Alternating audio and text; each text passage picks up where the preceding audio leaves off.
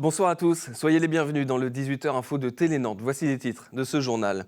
La zone entre la place du Commerce et le quartier Bouffay va recevoir un lifting. La métropole a voté le budget de ce réaménagement. Les détails dans quelques instants. La salle à tracé des chantiers du Bijon revit en ce moment même. La société IAIA y construit son futur siège. Il sera prêt en 2016.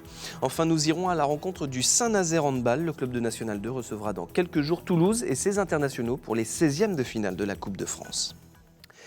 Nous vous en parlions hier, les élus du Conseil métropolitain étaient réunis pour parler budget notamment et je vous propose de nous arrêter sur un chiffre précisément, 24 millions d'euros. C'est l'enveloppe votée par le Conseil pour le réaménagement du secteur commerce Bouffay-Fédot, avec au cœur du projet le renforcement de l'attractivité de l'hypercentre et sa végétalisation.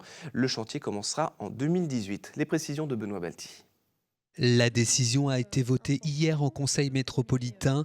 24 millions d'euros seront alloués pour donner un nouveau visage au quartier Fédot Commerce. Après la place Gralin, le passage Pommeraye ou encore le carré Fédot, les élus de la métropole veulent poursuivre la mutation du centre-ville. Il s'agit d'offrir les conditions d'une promenade extrêmement agréable, propice au développement du shopping, à l'amélioration de la qualité du commerce. Ça se prolongera évidemment avec l'aménagement de la place du commerce qui nécessite là encore d'être redynamisée, de la rendre encore plus attractive qu'elle ne l'est aujourd'hui, avec l'objectif de rendre notamment accessible aux personnes à mobilité réduite le parking du commerce qu'il ne l'est pas actuellement. Sans compter que l'espace commerce est le premier pôle d'échange de transport en commun avec 60 000 montées par jour. Le chantier s'annonce donc considérable. Ce sont 27 000 m² qui vont être réaménagés à l'horizon 2019. Le tout s'inscrira dans une ambiance végétalisée pour renforcer l'attractivité du centre-ville. Un projet qui ravit les commerçants. Nous attendons ces travaux pour refaire de l'éclairage, remettre de la sécurité, un dynamisme et tous ensemble, je pense qu'on va travailler avec la ville sur ce projet-là. Pour moi, ça aura un impact parce que ça fera plus propre. Parce que c'est pas sale, mais ça fait visuellement sale. Ça sera plus propre, ça donnera plus envie de venir se promener. Le début des travaux est prévu fin 2018. Et à Bouffay, d'ailleurs, l'intersyndicale des Galeries Lafayette à Nantes vient de lancer un appel à la grève pour vendredi prochain, un mouvement de protestation nationale lancé par la CFDT, la CGT, FO et CFE-CGC. Les syndicats veulent obliger la direction à prendre des engagements pour une meilleure gestion commerciale, sociale et humaine des magasins du groupe. Ils dénoncent également les effets du dernier plan de sauvegarde sur l'emploi des Galeries Lafayette et refusent de voir leurs conditions de travail se dégrader. C'est un lieu indissociable du patrimoine industriel nantais. La grande salle à tracé des chantiers du Bijon était jusqu'à présent désaffectée, mais elle reprend vie peu à peu grâce à la société d'architecture AIA.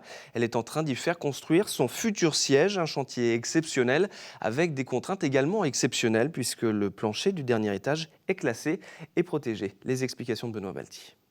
De 1920 jusqu'aux années 70, c'est ici qu'on dessinait à l'échelle 1 les coques des bateaux. Aujourd'hui, cette ancienne salle à tracé des chantiers navals accueillera bientôt le siège de l'agence d'architecture AIA. On y dessinera toujours, mais ce ne seront plus des bateaux, mais des bâtiments. Alors ce bâtiment était un coup de foudre parce que c'est un lieu absolument exceptionnel, à la fois dans sa situation, les pieds dans l'eau, dans son orientation, dans sa situation aussi dans la ville. Nous serons demain plus de 200 personnes ici sur ce site, dans un ouvrage qui fait à peu près 2500 m². Donc on gagne une superficie importante qui sera exploitée justement pour mettre en place ces cellules de travail en commun et vraiment d'organisation autour du projet que nous avons du mal à mettre en place dans l'agence actuelle. Mais avant d'emménager, plus d'1 an de travaux sont nécessaires pour réhabiliter les lieux. Aux 2300 m² existants, une extension va doter le bâtiment de 400 m² supplémentaires. Ils accueilleront un grand hall, un showroom et même une média matériothèque. Un grand projet qui comporte aussi des contraintes puisque le bâtiment est classé au patrimoine nantais. C'est un classement qui nous a obligés de conserver certaines parties du bâtiment. Donc ça veut dire que toute la réflexion a été menée en accord avec la ville de Nantes sur le projet de réhabilitation, sur le fait qu'on fasse une extension. Et l'élément classé, c'est le plancher de la salle à tracer, donc le plancher du dernier étage.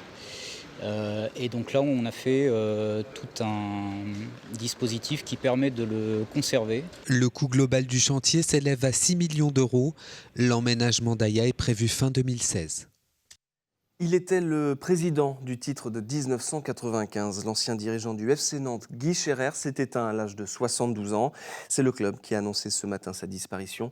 Guy Scherrer avait l'habitude de porter une écharpe jaune et un chapeau, ce qui avait fait sa légende. Mais surtout, entre 1992 et 1996, il était l'homme fort du club et il a marqué l'histoire des Canaries avec ce titre de 1995. Et le record d'invincibilité de 32 matchs, encore inégalé, réalisé par ses protégés cette année-là, l'une des plus belles pages de l'histoire du FC Nantes.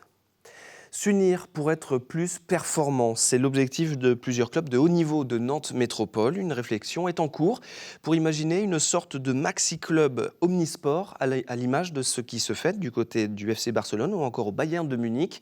Des clubs qui réunissent foot, hand, basket et d'autres disciplines encore. L'enjeu est sportif puisque les clubs souhaitent ainsi grandir et se développer, mais il est aussi économique. Les explications d'Anne Judic. Fédérer plusieurs clubs de haut niveau, l'intérêt est d'abord économique. Pour séduire notamment davantage de sponsors, cela permettrait aussi de mutualiser certaines charges. Côté sportif, un seul nom, le FC Nantes et une même couleur de maillot. Objectif, rayonner davantage, être plus visible. Orchestrée par Valdemarquita, cette idée de partenariat ne date pas d'hier. En 2012, l'association Nantes Métropole Omnisport avait en vain planché sur le sujet. Cette fois, les choses s'accélèrent et les rendez-vous se multiplient. Autour de la table, il y a le FC Nantes, l'Hermine et le NRB, le NRMV et le VBN, le NLA, le Stade Nantais Rugby et Nantes Natation. Le HBC Nantes ne serait pas intéressé. Nantes Métropole participe aux discussions et se félicite de cette démarche qui ne peut que servir l'attractivité du territoire. Reste le projet commun et les modalités à rédiger. Arnaud Ponroy, le président du NLA, aimerait qu'il aboutisse pour la saison prochaine, avec notamment des abonnements croisés, une billetterie et un site internet commun. Ce week-end, les supporters du Saint-Nazaire Handball vont vivre un grand moment. Le club s'apprête à accueillir le Phoenix de Toulouse qui évolue en LNH, l'élite du handball français. Les Hauts-Garonnais comptent dans leur effectif 2 champions du monde et d'Europe, Cyril Dumoulin et Valentin Porte. Et au coup d'envoi de ce 16e de finale de la Coupe de France, 4 divisions sépareront les 2 équipes. Alors pendant toute la semaine, joueurs et bénévoles préparent ce match, une fête du handball qui se jouera à guichet fermé. Regardez. Ce mardi soir, la billetterie tourne à plein régime. Le match face à Toulouse se jouera à guichet fermé. Alors au gymnase Henri Fogel, c'est déjà l'effervescence.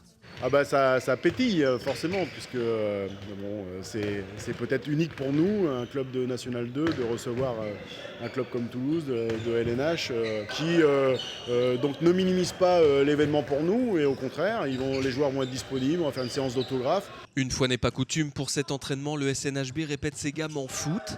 Mais la préparation cette semaine va aller crescendo, car pour espérer accrocher l'armada toulousaine, les Nazériens devront jouer leur meilleur handball.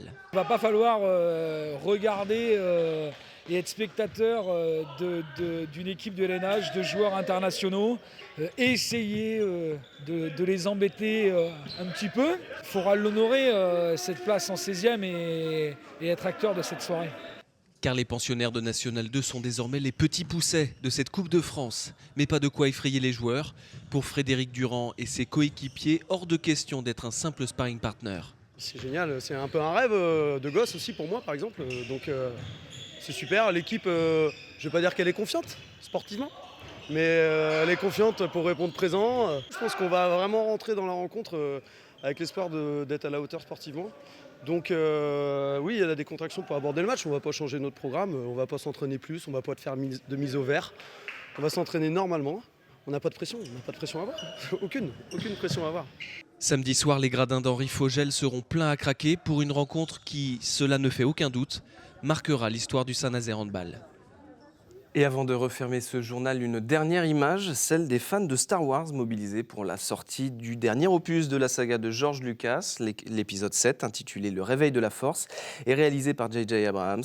C'est la suite directe du Retour du Jedi, sorti en 1983. Elle raconte le combat dans une galaxie lointaine de l'Alliance rebelle face au nouvel empire dirigé par le Seigneur Snoke. Et c'est la fin de cette édition. Merci beaucoup de l'avoir suivi. L'information continue sur notre site telenantes.com. Je vous souhaite une très belle soirée sur notre chaîne et à demain.